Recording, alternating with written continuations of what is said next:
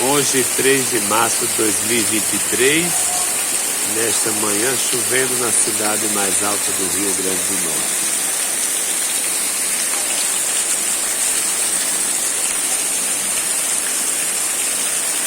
Imagens de chuva nesta segunda-feira.